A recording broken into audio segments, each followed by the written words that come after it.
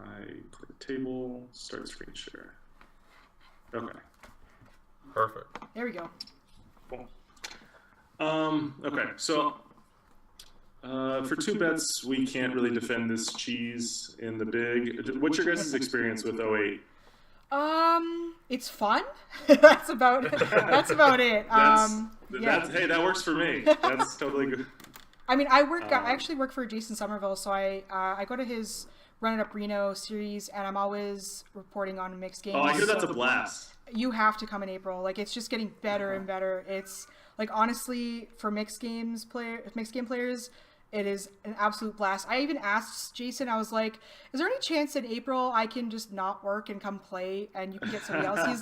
He's like, Aaliyah, how about if there's something you want to play, we work around it. So he kind of said no, but yeah, it's a blast. So hopefully you can come out to the next time. That's a nice hand. Oh, yeah, so we can peel here. Like high only hands aren't that great in the out of position. Okay.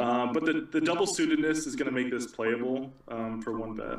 Okay. And then this is like just the worst, like the nut worst flop. So we're going to have to check fold this. Awesome. So we actually have like a grindhouse going right now, and so we've got people. We're all playing, for charity and supporting the 24-hour stream. My good friend Mike here is an 08 absolutely loves the game, and so I'm gonna just switch spots with him, and then maybe have him comment on some. Okay. Hop We had someone in chat say that it's hard to luckbox a horse or mixed game bracelet. I've learned that being humble is going to take you a lot further in this game. So I'm just going to stick to. I mean, Ben Yu, when he won his first bracelet, announced that he was a fish on a heater, and Ben is a fantastic player. But for sure. You definitely score points being humble in this game. Absolutely.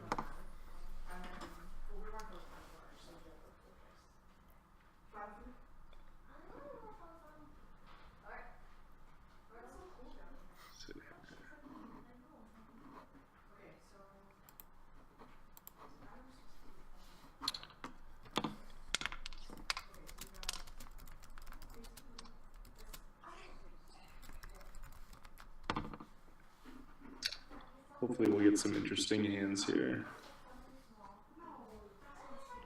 Usually you do with 08. There's a lot more action in 08 than most. Yeah, and it's shorthanded. I mean, shorthanded, you can VPIP like a ridiculous number of hands. I remember there was a period of time, like pre-Black Friday, where I think for maybe a month or so, I was VPIPing like over 50%, which I haven't heard anyone else coming close to. Right.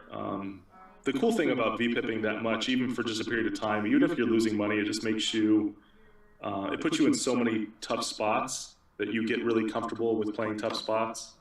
For sure. I've said to people that, if you can afford it, one interesting thing to do in, a low stakes tournament is to play 100% of hands, and just to get used to trying to play weak hands in a lot of different spots, winning hands that you shouldn't be winning, or getting value with unusual hands can be a useful exercise.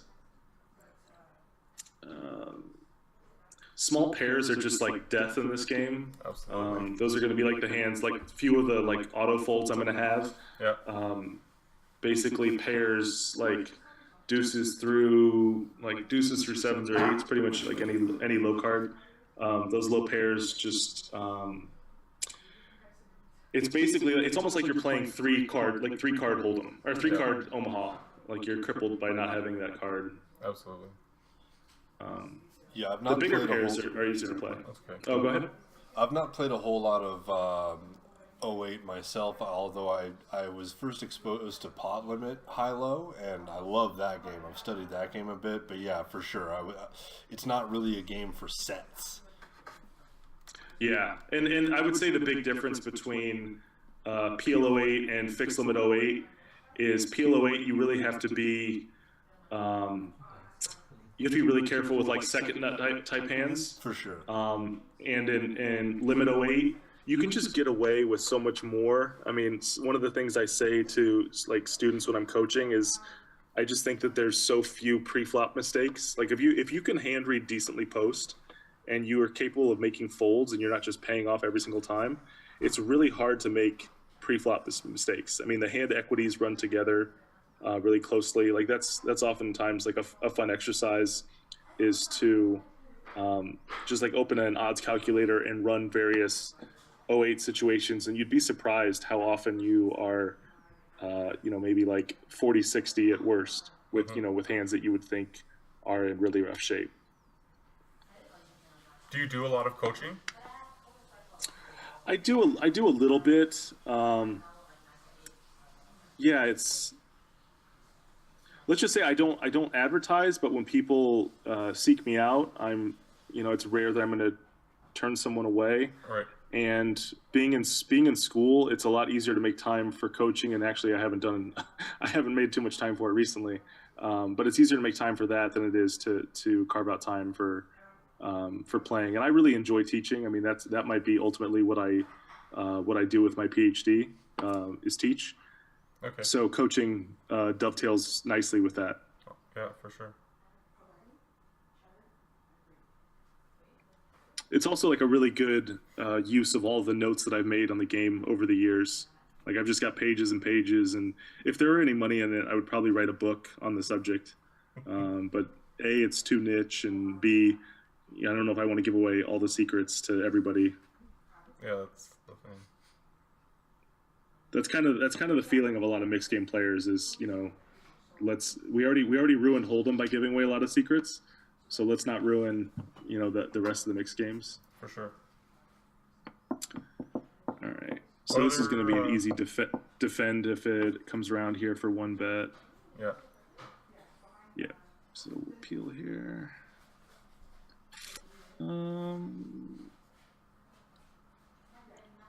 We can probably check call this flop. I think if the 9 were like a 7 or lower, we couldn't peel. We don't have hearts, so it's really likely one of these two has hearts. The fact that it checked through makes a strong low unlikely. Let's see here. Yeah, I think I want to fold here. The pot's, because the no money went in on the flop, like the pot's smaller, so that's going to make it so we don't peel as often on the turn. So I think we're going to fold this. I've actually played quite a bit of Limit Hold'em, and the one thing that I really try to focus on is like big bets, right? So making big value bets and big folds, even though it's only like one bet, it's a big deal because you're just kind of keeping track of big bets specifically, right? So do you kind of find that it factors into like Limit 08 as well? Yeah, I mean, I'm trying to think like a specific context or specific situation in which that's going to play a role. I mean, you definitely have to be aware of the size of the pot more in 08 than you do in. We can 3-bet this. This is pretty one of the best starting hands we're going to get. You need to keep track of the size of the pot for like your odds for peeling to make lows, like on 2 low boards and 1 low board. Yep. I would say real quick that like I'm almost never capping in his spot. Like I think it's actually really bad to cap out of position. That's kind of one of my more radical theories. Right. It's pretty much never bad to bet nut low when checked to. And given that he capped and checked this flop, I would expect him to have like aces here. Right. And if he's checking, he might not have the ace of diamonds. So maybe like ace 3, I could see him. Or maybe like just aces no low. Yeah. Oh, ACR is the worst. I just figured this out. So I don't play a lot of ACR, but Okay. the fact that you can't see villain's hand is so stupid. Oh, really? That pisses me off so much. You can't be rewarded for whether or not whether you guess the hand correctly. Right. We should pretty much are always over limping 3 wheel cards. Right. I think you're almost never going to go wrong playing 3 wheel cards. Okay. In a spot like this, the pot is large enough that when it comes to us for 1 bet, we can peel for our backdoor lows. This is a spot where, like, I think a lot of inexperienced players are going to be folding, but we can peel 1 time to make a low card on the turn. And we do not, so we fold. Yeah, the math I remember from studying in PL08, basically if it's high card, if there's only 1 high card on the flop, it's about 70% of the time the turn card's going to be a high card, in which case it's about 50-50 for the river to make a low possible. Or sorry, I think I meant the opposite way. I think if there's only 1 low card on the flop, then 70% for a second low card on the turn, then 50-50 from there for the river, rather. Yeah, I kind of like, I go a little bit by feel, but I remember what the percentages are. So on a 2 low card flop, if you have 2 low cards and there's 2 low cards on the flop, it's like 60%. To get there by the river, and if you have like 3 low cards, even uncounterfeitable, then I think it goes up to 70%. And then, but the spots that I think are more interesting, because like you're almost never going to be getting a bad price for when there's 2 lows. Right. Like it's hard for me to imagine a situation. So I had a friend who I talked to on this stream who said if I won a hand with pocket 9s that he was going to donate. So I have to play every hand with pocket 9s. Yeah, 9s is pretty fishy for, I would imagine, any split game. Well, I mean, I got to peel here because I've got a gutter. Buy the ticket, take the ride. I'm just so glad that I'm playing, 5-10 and not... and not 100, 200.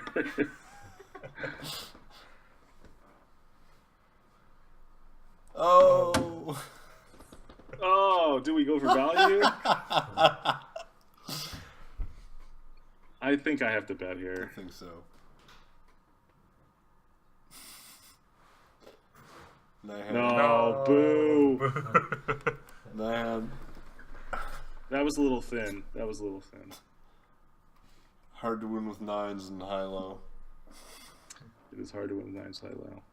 Oh, so regarding the, I think I limp a lot of stuff in the small blind, and if people are, maybe like someone might say, oh, if you raise with your good hands and you limp with your crap, then you're going to be unbalanced. Well, this is really easy to correct for by just limping some really strong low-only hands, like some low rundowns, yep. And limp 3-betting those, and then you're kind of.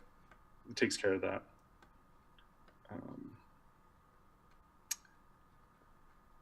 So when this goes check on the flop, like I think we can bet 2 pair here on the turn. Mm-hmm. He can literally never have a wheel.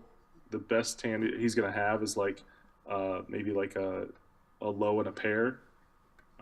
But I think it's good to check the flop, because if we bet that flop and we get raised, we're never in like a great spot. So it's kind of like I guess the equivalent to Hold'em would be like taking a pot control line. Yep. With like a top pair, weak kick or something.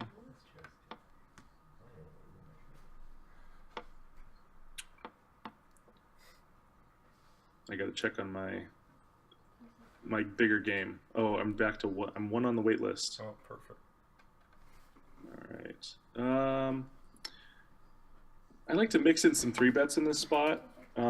I think that 3-betting here is better than flatting because we benefit from cleaning up our equity and getting the pot heads up. Yep. So to compare this to Hold'em, this would be like 3-betting a hand like maybe like King 10 or King Jack, where you don't want to take the hand multi-way. Yeah, you're just trying to isolate. Yeah.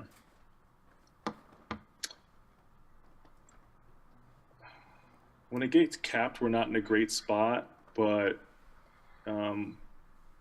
even in like one of the worst case scenarios here, where like we're up against like wheel cards and hearts or something like that, we still have decent equity and we can peel. There's a small chance our live 4 is good. Probably not. It's really hard for us to be up against a full house here, and even if we are up against a full house, we have good equity, so I think this is a good spot to raise. Yeah.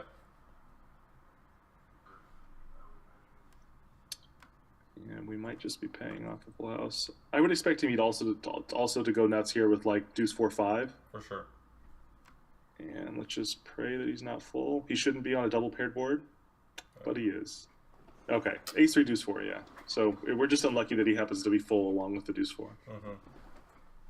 I would expect him to go nuts with any ace deuce 4. So because he's doing that with all of his ace deuce 4s, then it's just like bad luck that we run into one of his full houses. Yeah. It's actually a pretty bad cooler, but I won't emphasize that too much.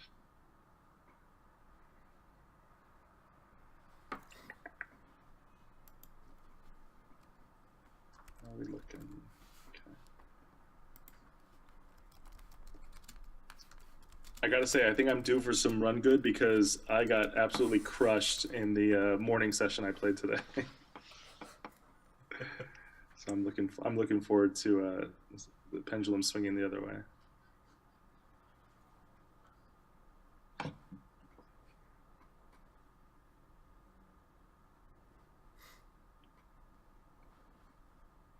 Oh, we were talking about the odds of making a low. I feel like I didn't finish that thought. So on the spots where it's a 1 low card, the odds you need with when you have 2 lows and there's 1 on the flop is 5 to 1. So like I guess that'd be like 16 or 17% chance. And then obviously, you know, those odds can change depending on your chance to have like some backdoor high equity as well. Right. But that's like a good rule of thumb. Like if you're getting better than 5 to 1, then you should peel for your backdoor lows, and then it goes up from there if you have like an uncounterfeitable. So if like common situation might be like 2 broadways and a low card, you know, maybe let's say like king queen 7 or something like that, Yep. and you have like 1 2 3, then your odds don't have to be 5 to 1. They only need to be 3 to 1. All right. Did you full pocket 9s this hand? No! Oh, brutal. Sorry. I'm pretty sure I just cost Reg like $100. God damn it! I'm on massive tilt now. So gross. I wish you wouldn't have told me.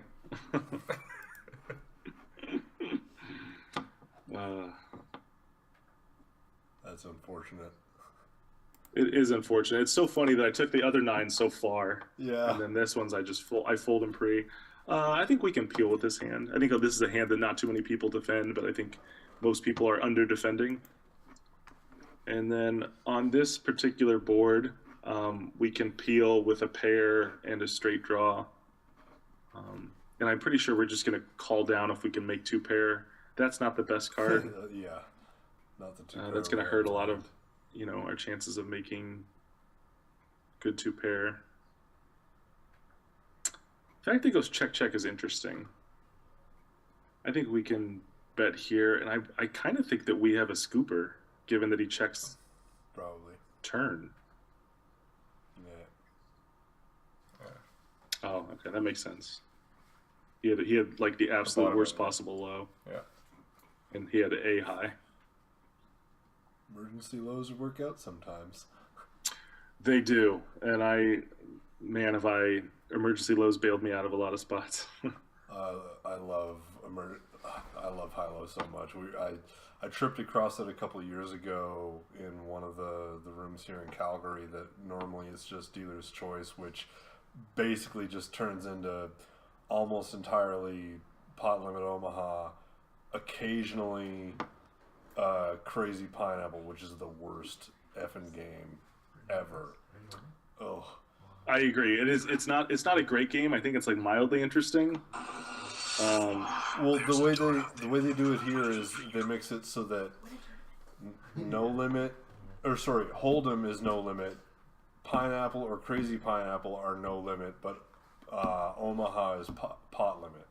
So the way the crazy pineapple it goes is basically you're going for a ride with every pocket pair bigger than eights. So good luck sorting that variance out.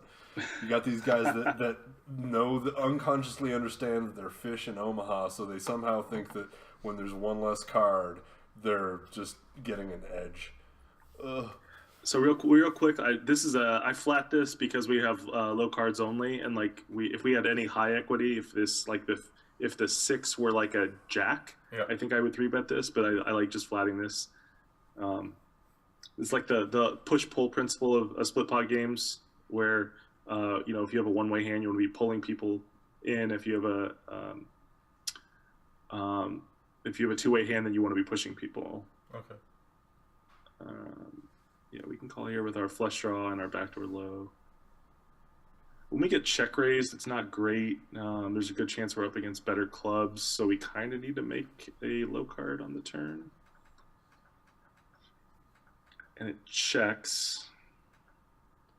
Yeah, I think we just have to find a fold here because the chances that this player rabbit hole is check calling clubs, like 9 high clubs or queen 10 of clubs or something like that, is too good. Hopefully we can see a showdown.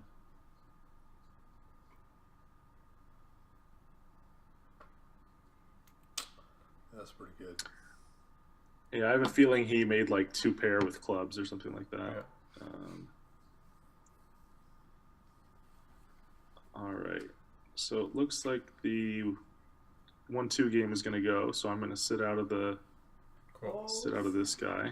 100, 200. Whew.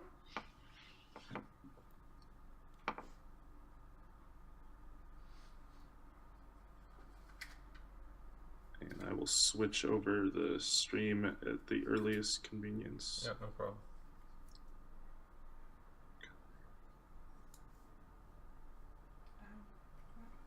But I got to take my free hands.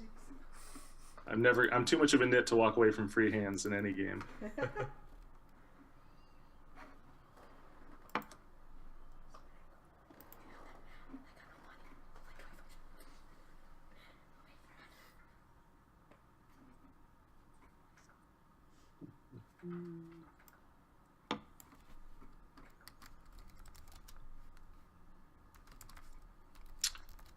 All right.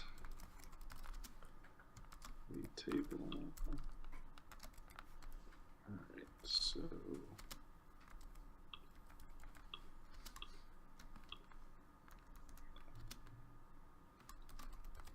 share screen. All right, let's play.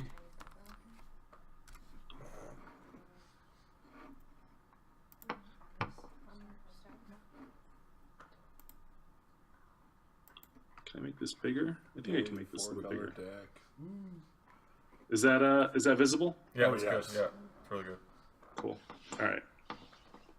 Because we have low cards only, and like if we had any high equity, if the 6 were like a jack, Yeah. I think I would 3-bet this, but I like just flatting this. Okay. Did you do something with your mic? You just got really quiet. Split pot games. I just stopped speaking. Oh, that's I good. am hearing a little bit that's the stream of itself. feedback from a previous. Yeah, there we go. I think we fixed it.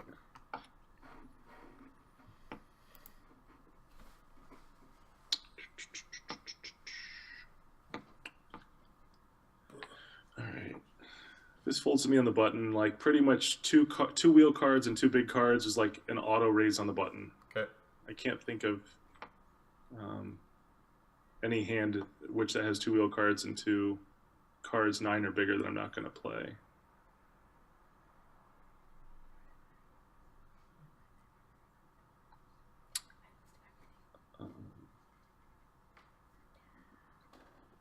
Because we don't have a single club in our hand, I think I like checking this back. Uh-huh. And I think we'll continue like on high cards, high turns. And I think that might just be a give up card if he bets it. No, we'll just take this showdown. Hopefully we can get to.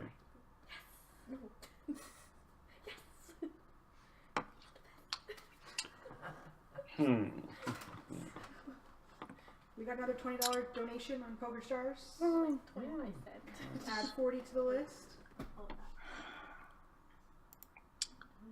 The problem with this spot is like what my hand looks like and why he would bet. So he checks flop, checks turn. It's really hard for him to have flushes. Yeah. He could confidently bet like ace 5 and know it's good. Trying to think the highs he can have here. I think he would bet 4-5. I think it's hard for him to have straight. If it's hard for him to have straight and it's hard for him to have flush, I think I have to call with 9s and 3s. Yeah. Sounds about right. Ace 4 is stronger than I expected. I think like I think he should barrel like The turn, yeah. like he knows he has the best low there so often, and when you know you have the best low, you can bet with reckless abandon. Yeah. This is That's easy like such raise. Disappointing fourth card. Oh man, short-handed. This hand's as good as gold. Yeah, fair enough. It is amazing how much the hand strengths change, like 9-handed versus 6-handed. Yeah, I suppose Like I'm this hand used would to be- thinking of in terms of like pot limit high-low. It's a game that you can play crazy tight in too. So especially when totally. it's more than 6-handed. So I'm used to making my ranges as like airtight as possible. And I'm like, Sure, oh, that's a 3-card hand. Bye. Right. Yeah. I mean, that's one of the problems with PL08, and I think that's why it never became. I remember when it was called the Game of the Future, like 8 or 9 years ago. I think we should check here and just realize our equity.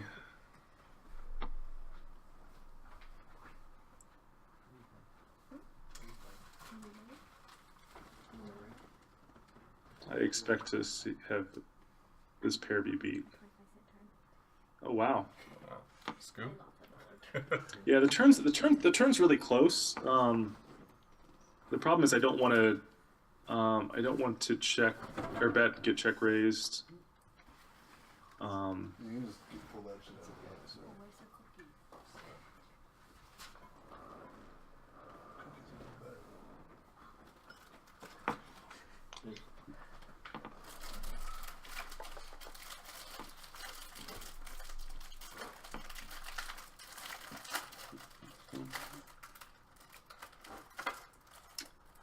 These hands are easy to play. This is bet and never stop betting.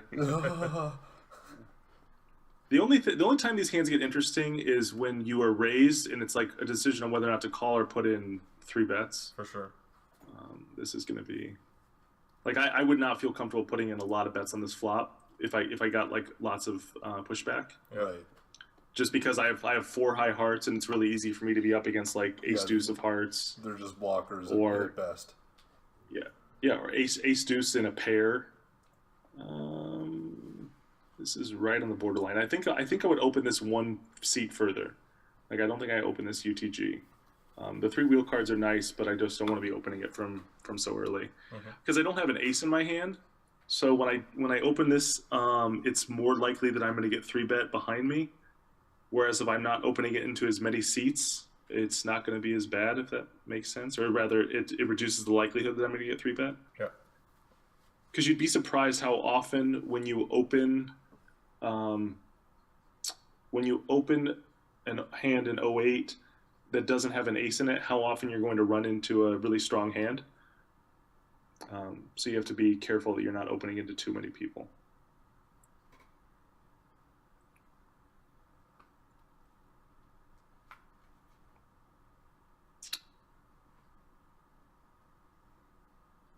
Fat Kid's Slow Roll in the chat says, "Hey Barber, ACR needs the dig your opponent's hand off the muck option to check reads." This is a really close spot. I think the double suitedness is going to make this okay as a peel. I think I might fold this if it were Badoogie. Yeah. Okay. I kind of. Not having a club sucks here. I was thinking, if I had at least 1 club, I think I might lead this. Now we're definitely betting.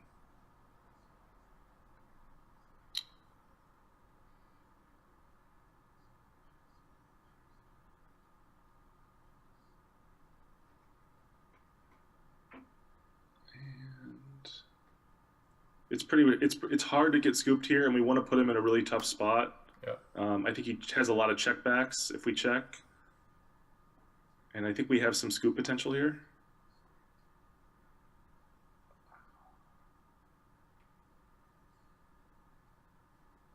Wow. I'm really surprised by his line. I think he risks winning less by taking that line, but it worked out for him.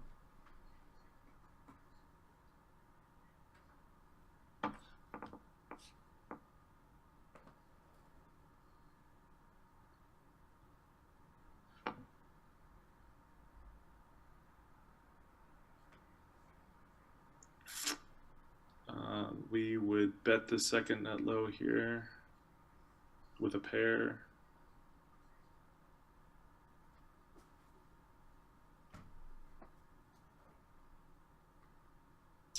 I'm going to continue firing because that's what I would do with my range in this spot.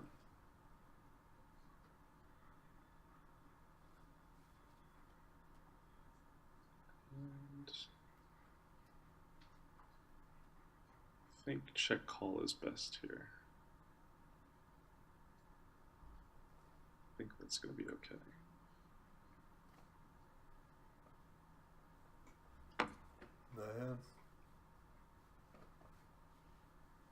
I'm really surprised he bet the hand that he did. Like that's not a good bet. He should just take the free showdown. But it worked out. I think he thinks that my hand is one pair there, and like if he bets that I'm going to fold one pair. Right. If I had to guess what his logic was. This hand seems like total dust, but like this is a totally fine button open. This is a good flop. I mean, this is as good as it gets. Top and bottom and a low draw. I think it's okay to put in a raise here just because the high equity that he's going to have here isn't going to be that great. Yeah. Like if you give him like ace 3-4, like maybe one of the best flops he could have here, or aces, like he just doesn't have that much high equity. We'll take it. We'll take this turn card.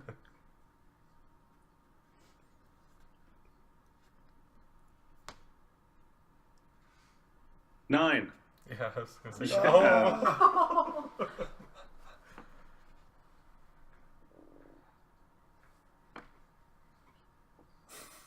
Take it. This isn't 9 or better? It should be. That game's thought I was amazing. serious. He's like, what a fish. He's like 8 or better for sure. Alright. So we're gonna 3-bet this.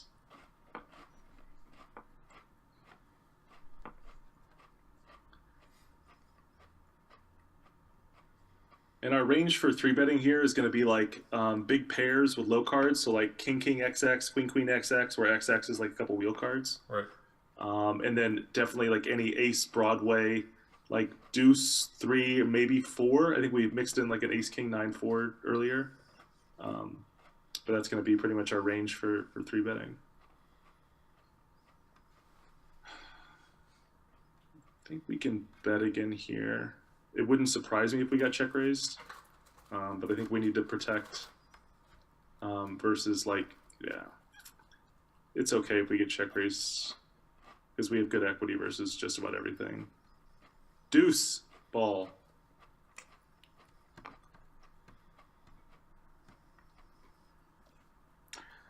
So he check raises and then he's checking turn. I feel like he's just gonna have 2 pair here, and I don't think I can get him to fold 2 pairs. So we're just gonna check back. I would expect to see like Queen 10 or something like that, or Queen 5. That makes sense as well. We have tremendous equity versus that hand, so it's like it's not even bad to bet, and it's not bad to bet call. Right. I would have taken a free one if we didn't have a low draw to go with it. So like I'm never betting naked aces there without anything behind it. For sure. Because it's just such a bad turn for our range, and our opponents are going to check raise every time they have better than 1 pair. This is close. I think I'm gonna fold this, but I would raise it if the 7 were a 5. Yeah. That's kind of my cutoff here. Is I need to have like queens with 2 cards, 5 or lower. Yeah, The 7/3 is low gonna be rainbow tough to play. queens don't seem that attractive.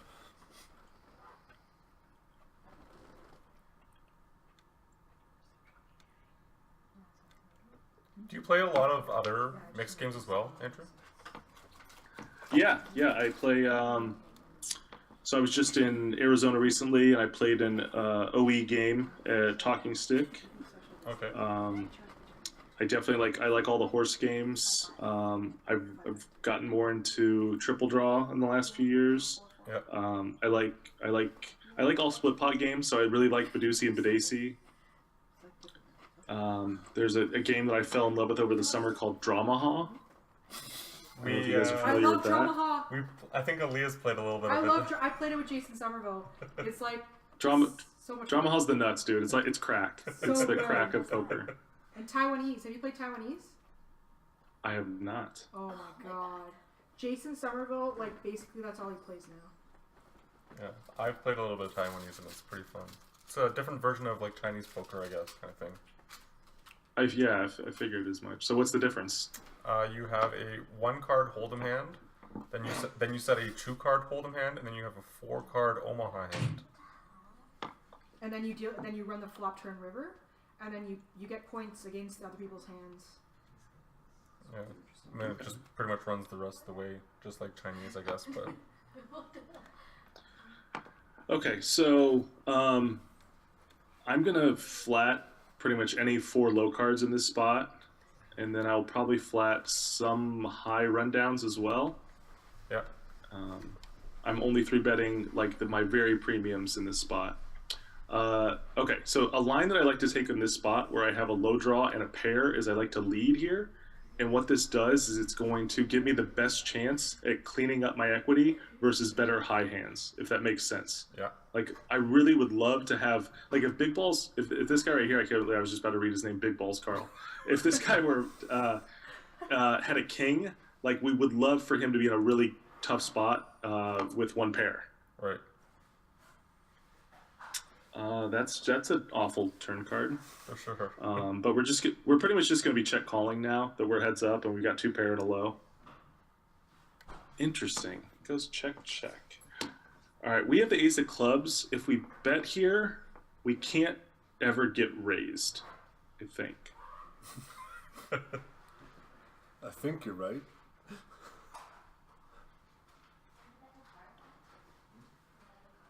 Ship the cheddar. Wow.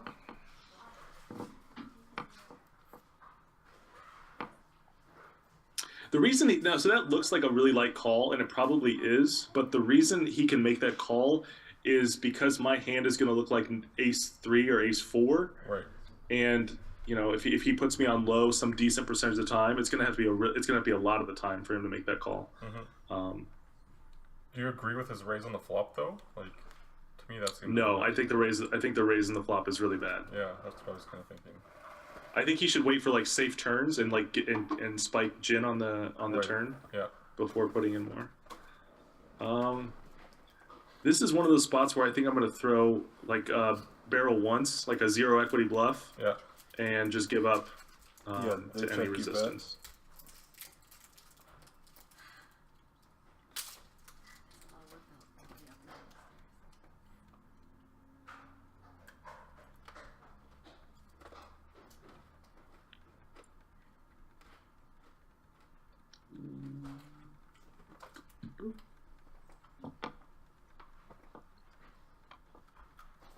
Yeah, that's a tough spot. It's like when you get the 3 high card, deciding how many hands to be bluffing with. Having ace 6 high is probably one of my worst hands there, so that's a good candidate. For sure. This is a hand that I could go either way between 3-betting and calling with. I like calling because of the double suited nature and like my flush draws are good. And I can make like straights with these cards. So I think it's a hand I kind of don't mind playing multi-way. Mm-hmm.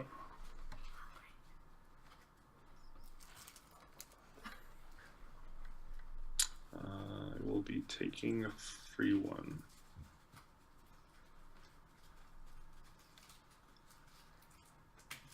Yeah, we cannot continue on this. The 5-6 is just not good enough here. I would expect our low draw to be owned a lot of the time. Yeah. Plus, we don't have any spades. It's really possible he has spades here. Although I don't know how many flush draws he's checking on the flop.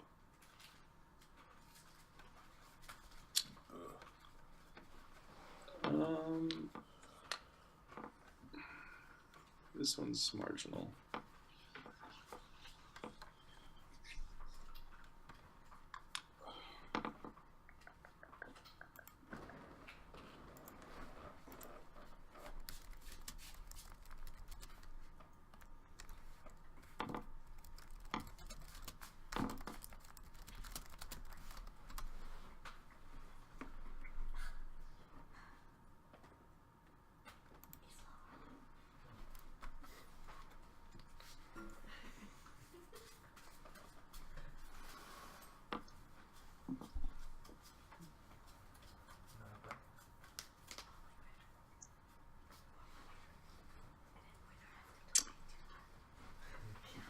Man, am I glad I didn't see that flop. We got in trouble. We would have run into a wheel with a pair of flush draw.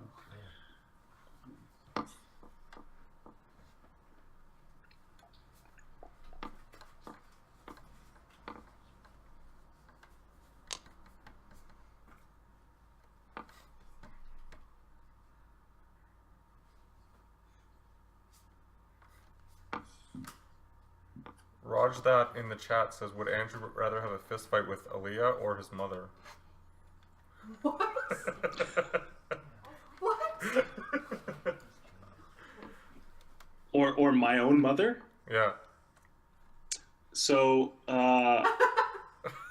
asked these questions? Oh my god. it's my mother, and it's not even close. My mom and I just visited them. I was just in Florida visiting my family for Christmas, and my parents are like really strong conservatives. Like, I grew up around Fox News being on 24/7. Right. And we actually got into a fight about politics over dinner while I was visiting them. And it was so loud, like other people in the restaurant were like turning away from their dinner conversation to listen to us. It's funny because the next question was, can you explain Trump's tax plan? Oh man, I was hoping we might get a little political. Let's see if I can focus on this. So I need to bet this hand. Yeah. I'm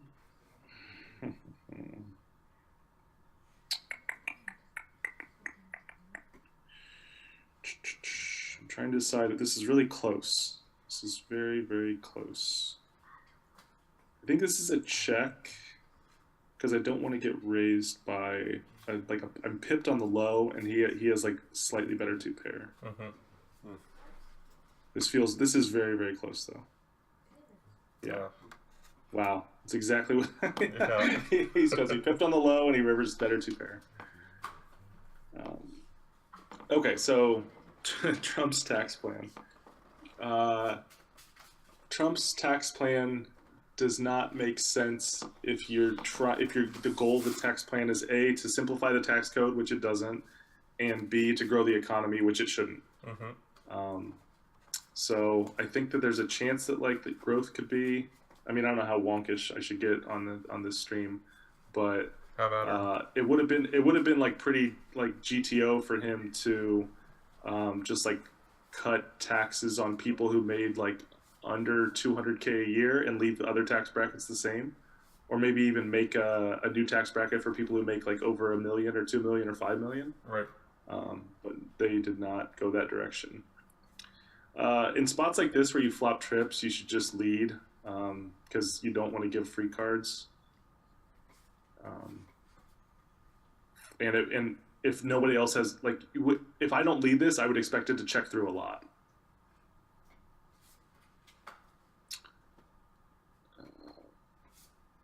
And I'm going to keep betting here because I don't want to like indicate that I don't have a flush.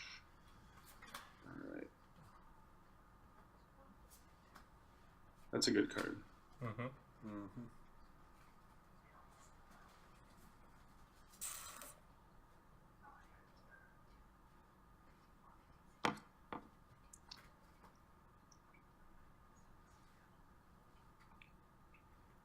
It's been cool to see poker players like caring more about this. Like I think that poker players are becoming not only conscious of like charity stuff, but like are starting to care about social justice things. Right. I see like Daniel's gotten more political over the last year or two. Doug Polk has gotten into politics and has gotten, I guess, criticized as a result. Um, Tom Dwan will periodically come out of nowhere and say something really intelligent about um, political stuff. Yeah. Um, yeah, it just seems like all the crushers like have these really insightful opinions about politics, and what's unfortunate is that the like a lot of them get trolled for it, and it's amazing how uh, the elites in poker are so revered when it comes to poker. However, as soon as they step outside of that domain, uh, everyone thinks that they're complete idiots. Right. Like Doug Polk is clearly an amazing poker player, and he offers his 2 cents on something having to do with Trump or politics or taxes, and all of a sudden people lose respect for him. And you would think that someone who's managed to become one of the best in the world at something might have some really good ideas about other stuff, For but sure. that doesn't seem to be the opinion that people hold. Someone else said they're a former Nolan Hold'em player who makes questionable PLO decisions, and they want to know the easiest mixed game to get started with. Oh, that's a really good question. It does seem like Hold'em players have trouble making the transition to PLO. Uh, maybe we should tell them Crazy Pineapple. That's not too far Oh, off. God. No, that game does suck though. Let's see here. Best transition from Hold'em. I mean, I'm inclined to say Omaha High Low. I think that I see a lot of people making that transition. I think there's a reason that casinos spread.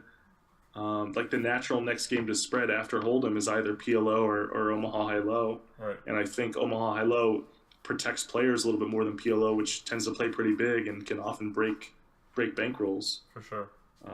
So yeah, I would say I think 08's a reasonable game to add to the mix. Yeah. It's definitely the best. It's definitely the best split pot game to have exposure to. Yeah. Were you self-taught, or is there like software out for Omaha 8? No, I was totally self-taught. There's been a few books written over the years. I tend to think they're pretty bad, but they're good for someone who just wants to get some exposure, like literally learn the rules. There's the famous Hutchinson point system, which kind of literally comes up with a point system for deciding whether or not hands are playable. That's kind of a good starting point. Okay. And then once you learn that, the next thing you should do is burn it and never pay attention to it ever again, because it asks that people play too tight or to not think about the dynamics of, how do I want to say this? Hand equities are going to change based on the number of players in the hand. So like ace deuce 3, ace ace deuce 3 has different value in a heads up pot versus like a 5-way pot. Right. And most books that I've seen on the subject, literally I know all books I've seen on the subject, don't distinguish between heads up pots and multi-way pots. And I think they do players a disservice, because not only are your hand equities different because of card removal. Mm-hmm. Like if you think about, if 5 people have playable hands, there's not going to be a lot of low cards left in the deck. There's certainly not going to be any aces left in the deck. No. But in addition to that, like the hand is going to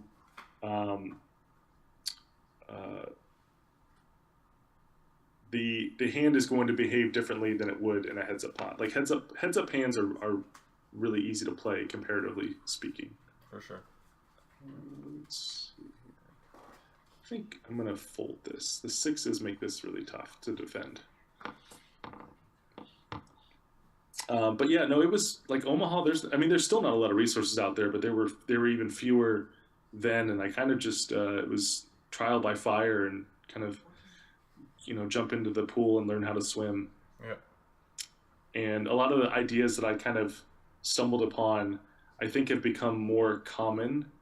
A great example is one of the most popular games at the World Series every summer is the 75 150 Omaha High Low.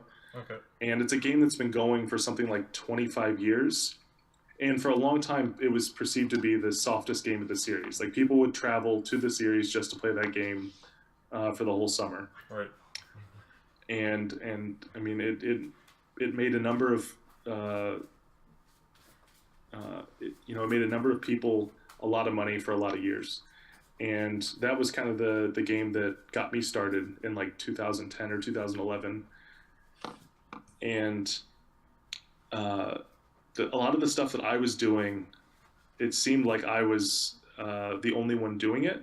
Like, I was playing a lot of unorthodox hands, and I was like defending the big and the kill a lot more than other people.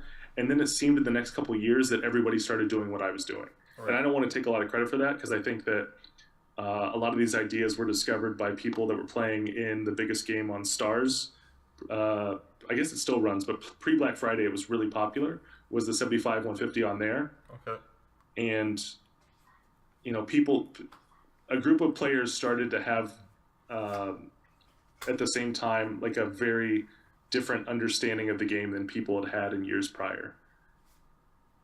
And I guess you could say that, like, that's true of a lot of poker variants, that people have kind of like learned how to play PLO more than they had 10 years ago, or Hold'em's being played at a higher level now than it was 10 years ago. Yeah, that's a thing. Like, Hold'em used to be so weak, right, when it first came out, and now, like, it's tough to find weak Hold'em games as much as you were used to. And I think it's turning a lot of people into these mixed games. Exactly. I mean, like, for example, in Omaha High Low, I don't know how I stumbled across this, but I was looking something up, and something related to Omaha High Low, and I found an article that was, I think it was an interview with Daniel Negreanu, and Daniel Negreanu said, like, Omaha High Low is a math game and is not a bluffing game. And I thought that was so funny, because it so perfectly encapsulates how people have thought about Omaha High Low until recently. And I think that the state of the game now is like identifying the few spots where you need to be bluffing. Mm-hmm. Like, there's definitely a handful of spots where, where good players are bluffing and bad players are not. Who do you think is the best mixed player in the game right now? Is there someone that stands out? That's so tough. There's so many people at the top of that list. Right. Jesus. I mean, I'm afraid to open my mouth, because I'm going to forget someone, and that person's going to text me tomorrow, and they're going to be like, what the hell? Why did you not show me any love? I'm just so fortunate that I can count a lot of them as my friends. For sure. Do you find that you, like, I learn a lot from each other? Oh, totally. I mean, like, I get to be in various Skype groups and WhatsApp groups, and text with friends and Skype with friends and Twitter with friends, and I get to run hand histories on any game under the sun. Absolutely. With some of the best people, some of the best players of those games. So that's been really helpful. I mean, that's the best advice you could ever give anyone. If you want to get good at poker, you just have to be friends with people who are already good. We've had a couple people on our stream say that already too. So. Pardon? We've had a couple people on our stream say that. I think Ryan LaPlante mentioned, because he does a lot of coaching, and I asked him, like, how do you keep up with coaching and new metas of the game and all that kind of stuff, and he said he has a wide range of friends that he's able to talk to. Yeah, I mean, it's so true. That's how Team Germany got so good. Yep. I mean, those guys are all working hard together. For sure. And you can see that in other pockets. Like, I definitely feel like I don't know how much I have contributed, but my friends and I have kind of all improved at the same time by sharing hand histories. I mean, I guess I would say that the contribution that I make is I usually am the guy people come to for this game, for Omaha High Low, and in exchange for providing help in this game, people will help me with other games. So like one time I swapped coaching, 08 coaching for Hold'em coaching with Stephen Chidwick. Okay. And Stephen Chidwick is like one of the best, no limit Hold'em tournament players in the world. Yeah. And I'm pretty sure I got the best of it there. For sure. You see him at every but then he, so.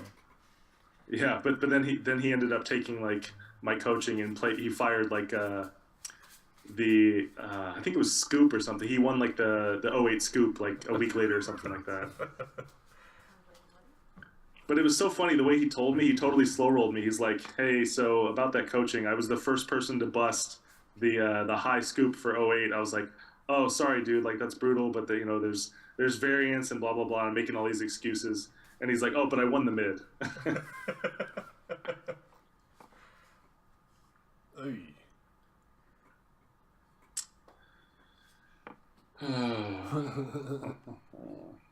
It's so hard to be good here. Yeah. It's so hard to be good here.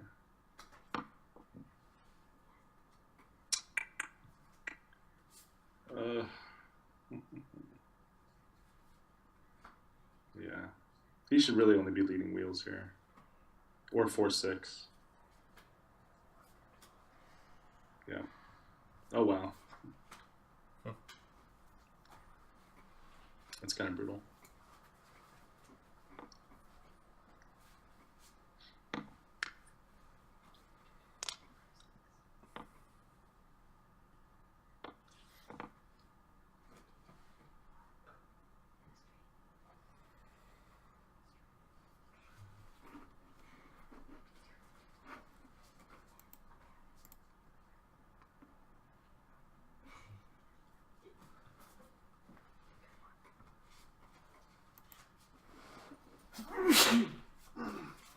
Pardon me.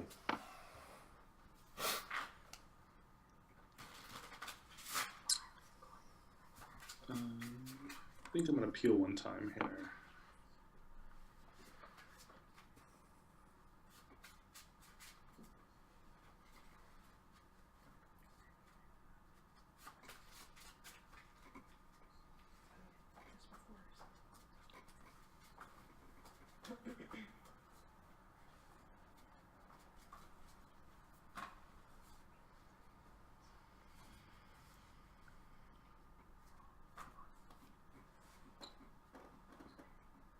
That was really close. Yeah, that was one pip. That's a tough spot. If he bets river, I don't think I can call. It's really, really hard for me to call.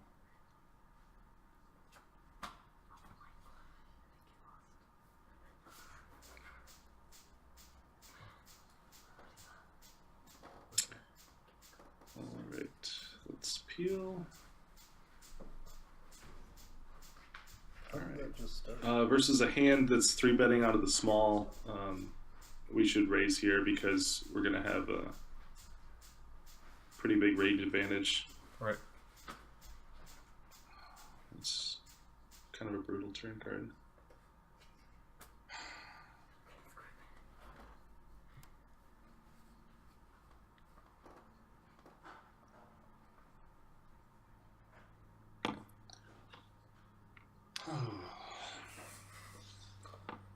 It's pretty hard for us to be good, given that we raise flop and he leads turn. Yeah, because he can literally never have a low here. He's going high. Mm-hmm. I feel comfortable folding here. But...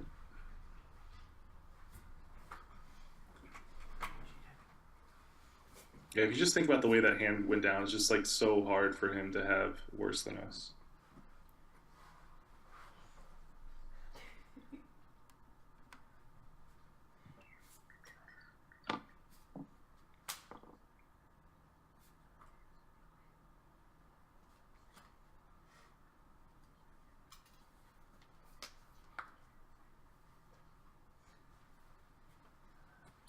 So I'm scrolling through the Twitch chat, and the question about self-taught or is there software like PIO?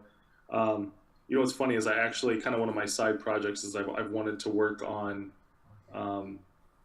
like solving Omaha high-low the way that limit hold'em and no limit hold'em has been solved. Yeah. I always thought that would be kind of a fun thing, and I kind of want to solve it for selfish reasons. Like I really want to play like a GTO bot because I think it'd be really cool to play one. I a couple years ago I had a friend that wrote like a neural net that was working on Deuce to 7. Okay. And I got my ass kicked by a bot that played heads up Deuce to 7, limit heads up triple draw. Nice. But yeah, I always thought that would be cool to make an 08 bot that would beat up on me and make me better. Crummy nines. We got a peel here. Shoot for a 9 on the flop. Let's ask for 2. Keep it simple.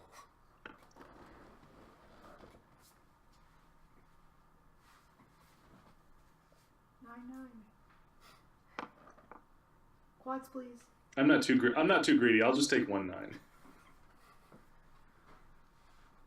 And then 2 5s. Wow, that's dust. That's complete dust. Back for a quad draw. We're getting punished. We're getting punished for the 9s today. Might still lose.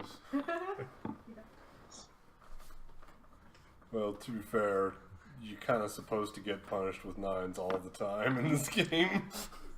Touche, sir. Yeah.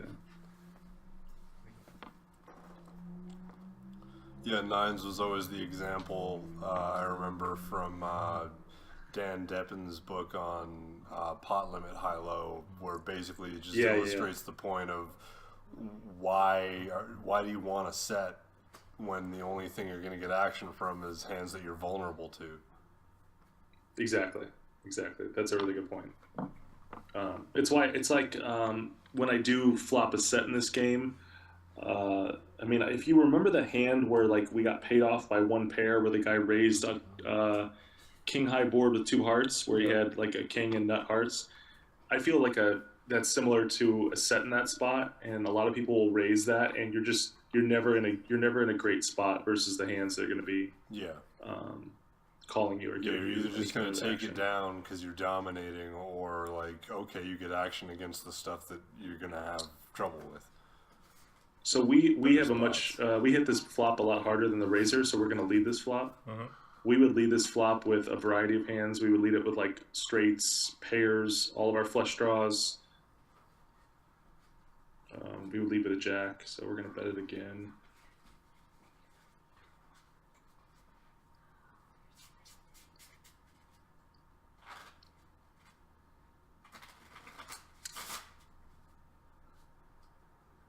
And we're going to fire again.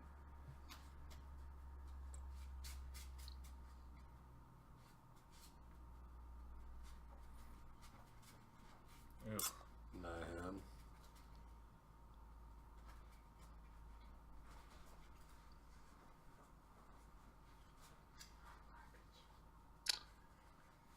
The good thing about that spot is I think he's not folding any flushes, so he's going to have some low flushes that pay us off. Right. If he's just calling with the nut flush, then we know even when we're beat, we're only losing 1 bet.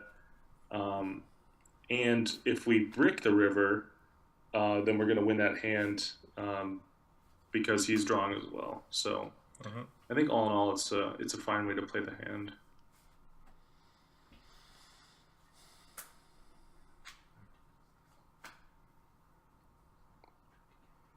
And if we check, we're going to be calling a bet, so we should be betting the river anyway because we can get called by worse periodically. Right.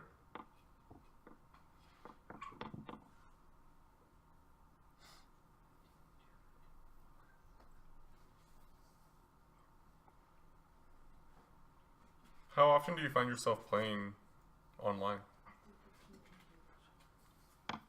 Is it like a daily School thing? takes up a lot of my time. I probably play maybe like 5 to 10 hours a week or something like that. Okay. Yeah, I'm in a point. Well, so I kind of have more free time with school than I have in the years past. So I'm like in the 3rd year of my PhD, Right. and the first 2 years it's you're taking courses, and now I'm in like the research phase, so it's like more self-directed. so I should have more time to play. But I also try to limit myself so I can actually get some shit done. I have a real problem with not getting shit done.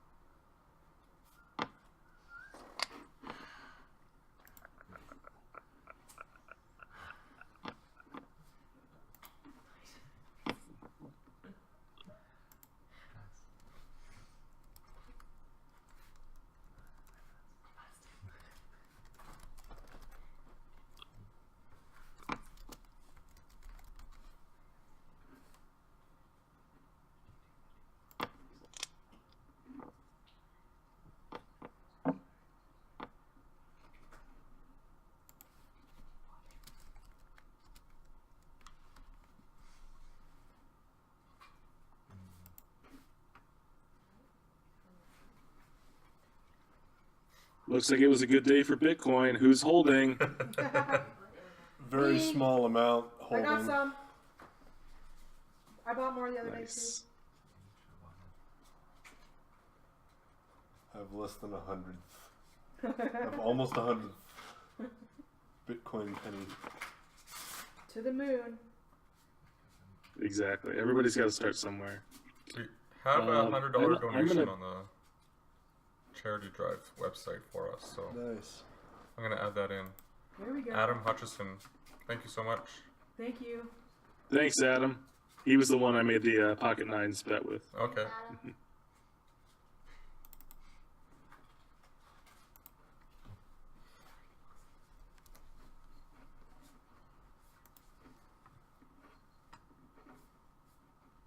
It's a decent run out.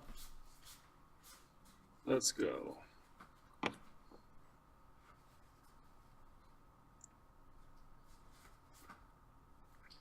So I bet middle pair there. If I didn't catch like such clean cards on the turn and river, I was probably going to check back turn, like try to get to showdown as cheaply as possible. Yeah. Betting the flop kind of just makes the whole hand easier to play. Right. Because if I check flop and then I brick turn and then he bets into me, it's like kind of, you know, what I do. Am I bluff catching with this hand? Mm-hmm. What do I do?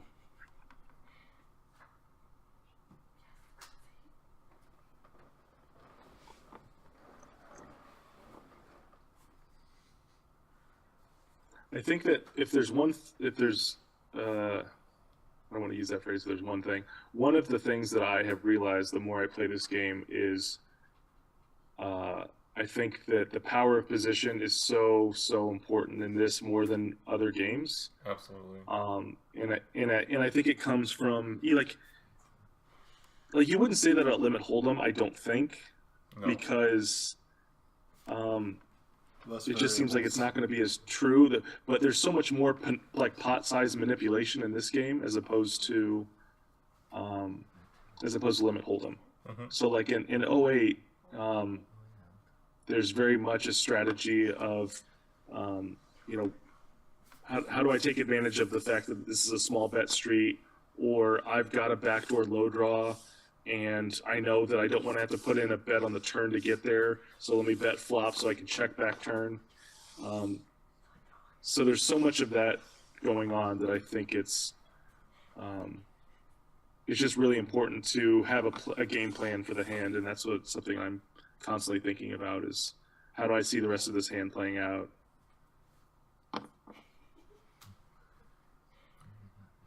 Do you play a lot in California? Yeah, so I'm like a half hour, 40 minutes from San Jose, so I've got Bay 101 and Matrix. Okay. This is a good high only hand to mix in Yeah. from the button. Just good to have some high hands on the button so you can play high only boards.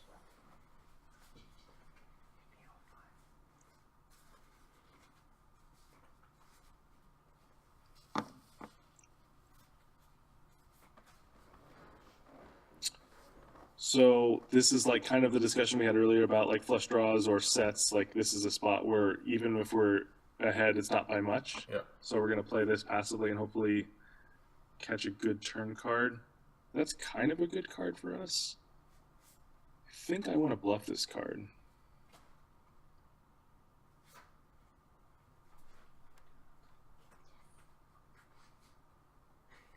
And we'll just get there. Boom.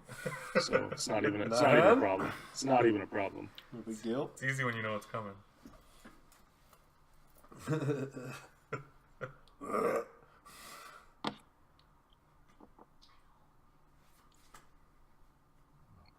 How much of a delay are we on?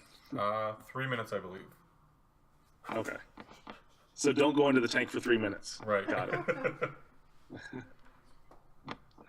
Yeah, someone wanted to know like what the best place to play in California was. Do you have any recommendations that are you? Oh my prefer God, one casino? there's so many. There's so many. Right.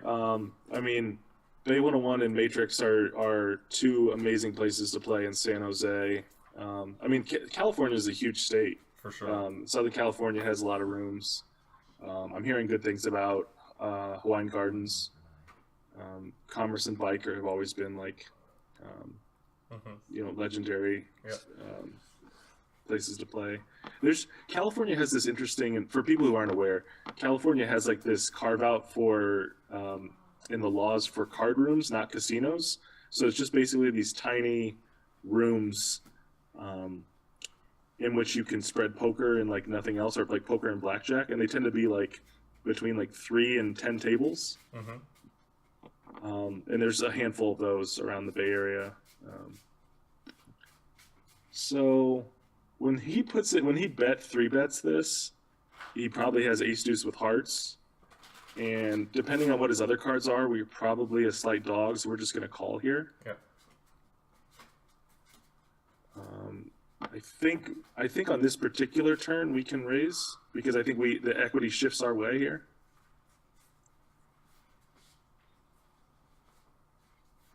And then I think we can bet here for value and expect to get 3/4 here a decent amount of the time. Yeah.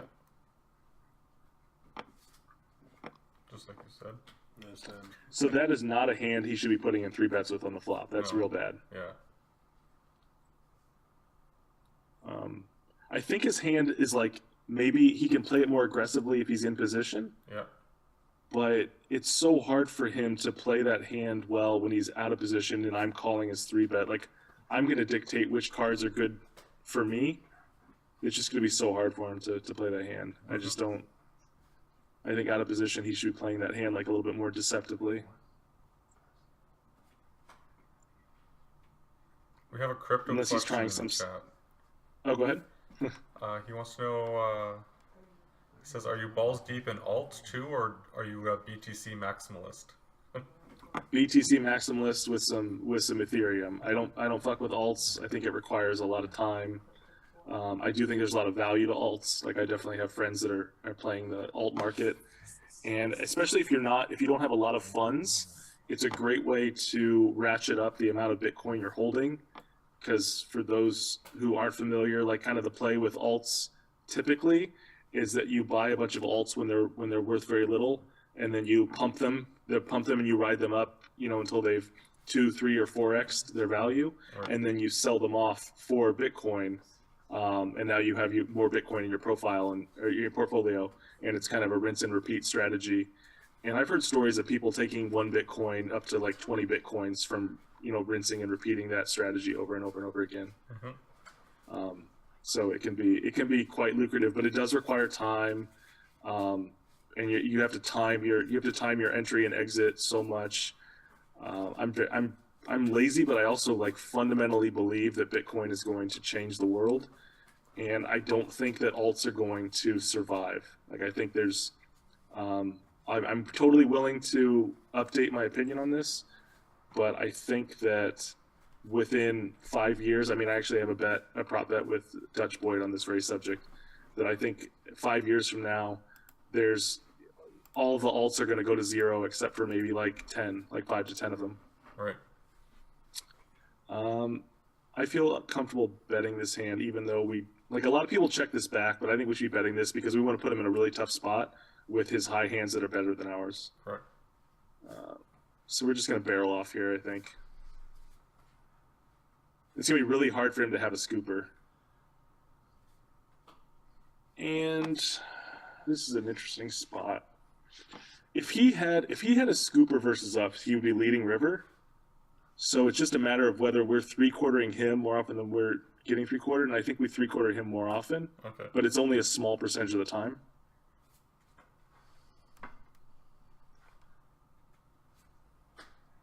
Yeah. So yeah, that's my crypto philosophy. I think people should buy as much crypto, as much Bitcoin as they can afford to, and hold on for dear life. Right. 555. Phone? 555. 555? Yep. From BG. Awesome. We have a $555 donation coming in right now. Sweet. From Thank- Mr. BG Ryan. BG, thank you so much.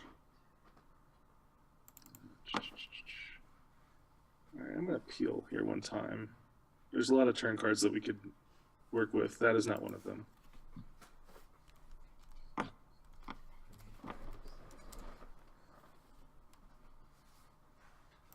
Let's go.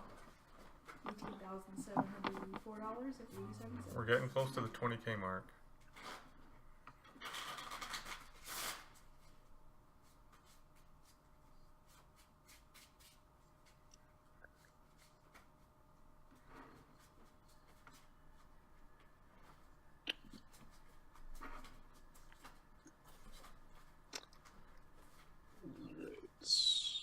I think we'll keep you on here for another 5 minutes, and then I think Jason Somerville's getting ready to call in, so he'll be our Okay. next guest on the Cool. day. Yeah, it's a thin raise right there. Probably shouldn't have raised.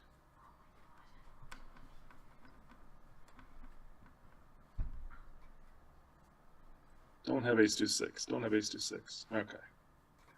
Whew. Faded a free roll. Yeah. There's that.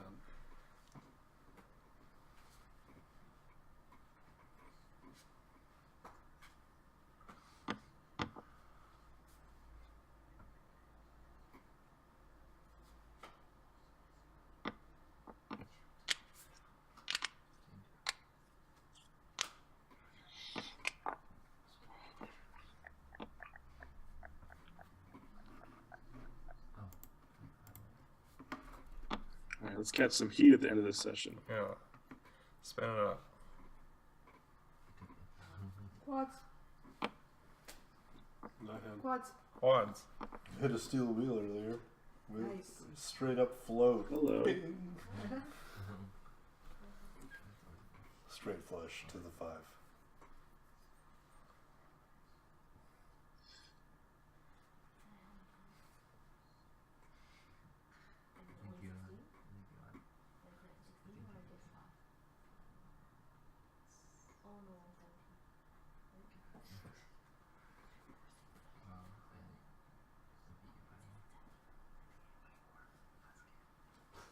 Oh my god.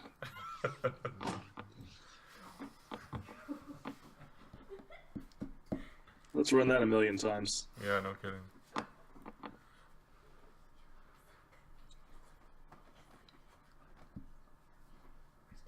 All right, so how much am I matching so far?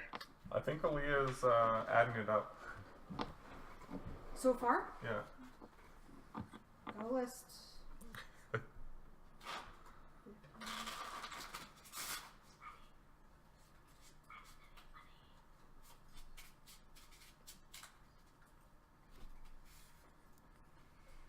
$705. $705. All right, I could swing that. What was that on 1-2 smashes? Nice.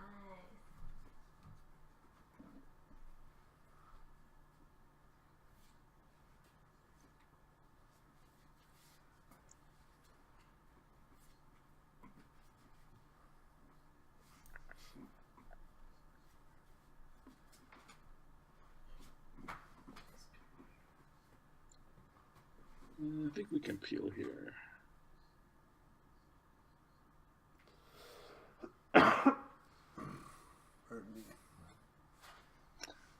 It's not the best trump card.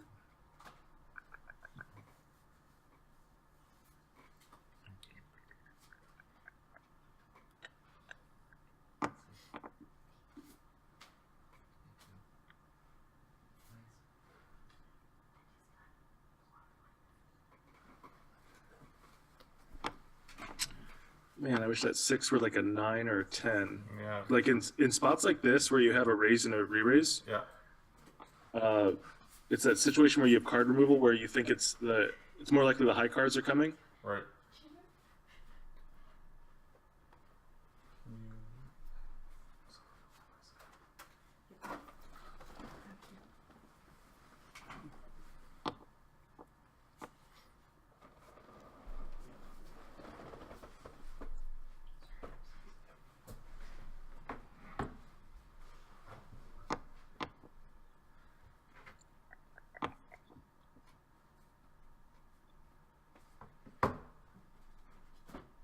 I'm kind of glad it's four-handed. I really prefer 3 and 4-handed.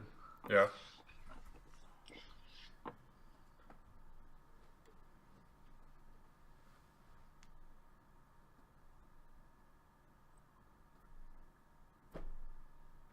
Do they even run many 8-handed games anymore? They do. I mean, I can't stand them. Yeah.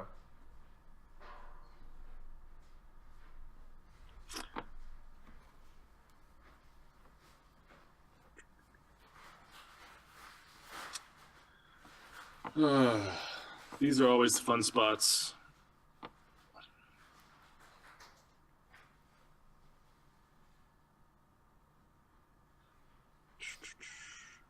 He's gonna have ace deuce so often. How often is my? Yeah, I don't think the 5's strong enough to call here. Pretty much peeling the turn to try to make 2 pair or counterfeit his low. Mm-hmm.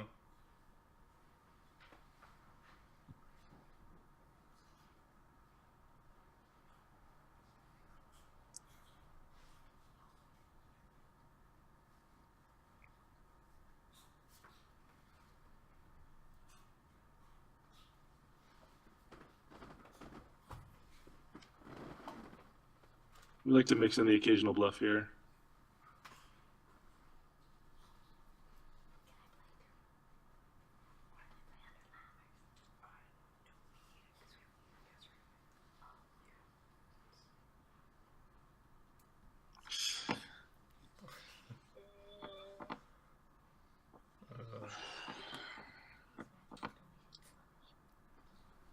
I'll take half there. Yeah, it's kind of gross though because like by making a low, that's what loses us half the pot. Right.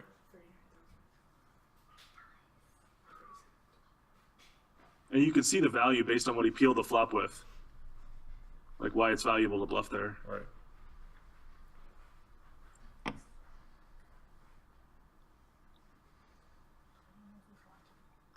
This is a standard peel here. My name ain't Earl in the chat said, hopefully Aaliyah factored in the markup because Andrew loves markup.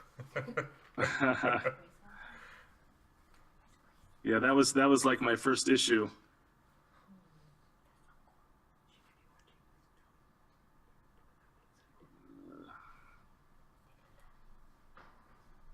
That's gross.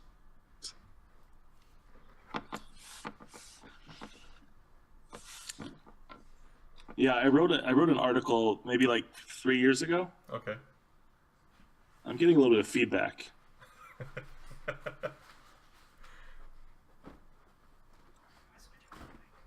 Is the audio playing through something? It shouldn't be. You're hearing feedback from our end? Yeah, like I'm hearing myself through your. Oh, weird. I mean, I could just suck it up and hear myself. We didn't change anything, I don't think. Huh. Anyway, I wrote an article on markup in the marketplace like 3 years ago, and people took an interest in it. And I did Joe Ingram's show when he first started, and Doug Polk talked about it on his like news video feed or something. But basically, there's like some math that can show that players have an incentive to kind of play worse as they sell more, or they can get away with playing worse.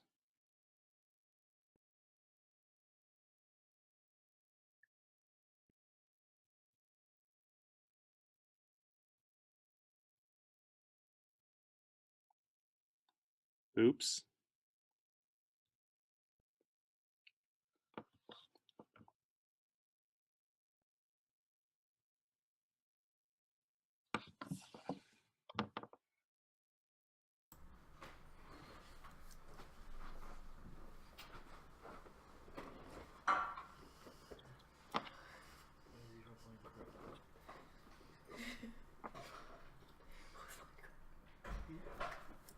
Oh, did you have this door open on purpose? What? Yeah,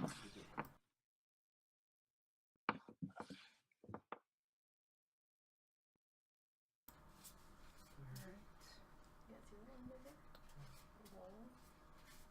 Big balls card.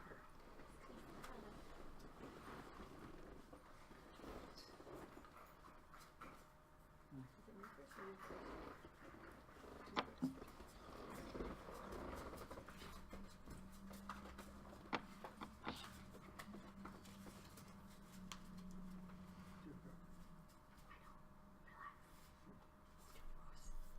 So, what thoughts do you guys have on the World Series schedule that came out?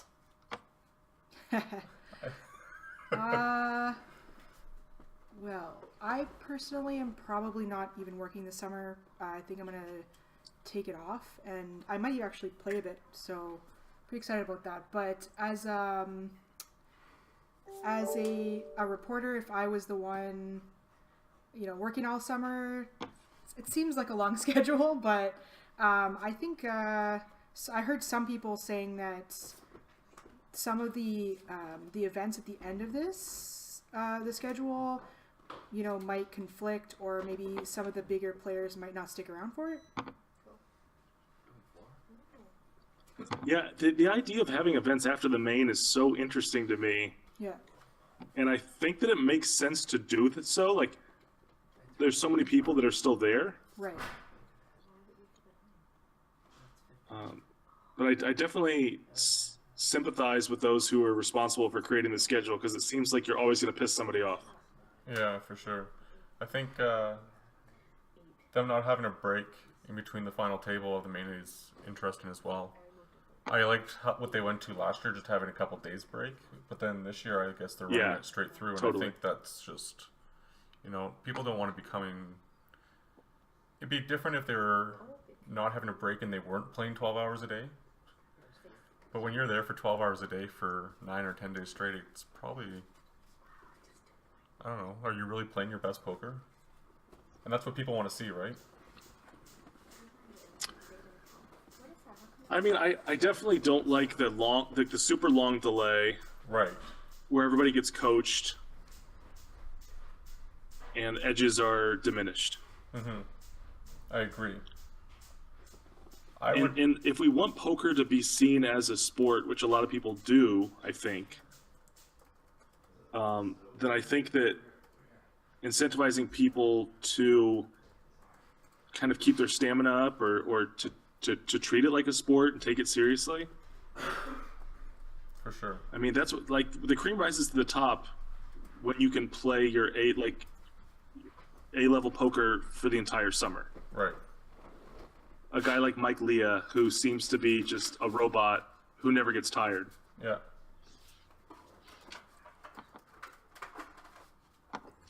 Alright, we're gonna watch this last hand, and then I think we're gonna say our goodbyes. We got Jason Somerville on deck, though, but it's been awesome seeing 100, 200 high-low on stream. I mean, don't really Yeah, see sorry that I much. booked a loss. It was not the No, it was not it's the best okay. session. That's okay. I think you give a lot of insight into the game, and it's kind of like what people are looking into. I think a lot of people find it interesting to hear what someone who plays this game on a regular basis has to say, and yeah, it's awesome to see. Yeah, and if anyone who's watching has any questions about what Reg does or effective altruism, please tweet at me or add me on Facebook. I'm always happy to talk about it. Awesome. Thank you Thanks so much. We really appreciate you being here with us. Looking forward to keeping in touch and, you know, hopefully doing more with Red Charity and yourself and, you know, trying to incorporate it in poker in general. It's been great. Yeah. Awesome. You're quite welcome, and thank you for arranging this. Thank Perfect. you. Thank Thank you you. so much. Thank you. See you. Bye-bye. Talk Bye. to you soon. All right, guys.